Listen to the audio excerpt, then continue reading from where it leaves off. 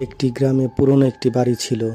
এখানে রাতে অদ্ভুত আওয়াজ শোনা যেত, আর মাঝে মাঝে দেখতে পাওয়া যায় এক কালো ছায়া।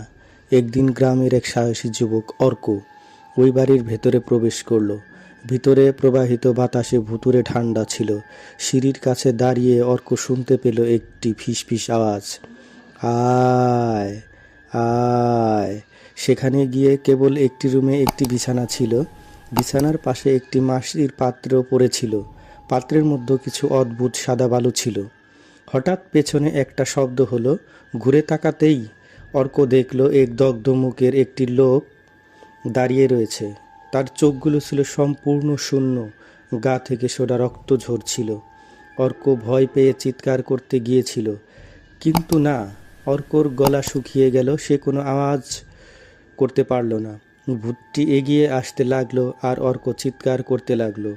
অর্ক দৌড়াতে গিয়ে দেখল দরজার কাছে কোনো পথ নেই। ভূতটি তার সামনে দাঁড়িয়ে ছিল।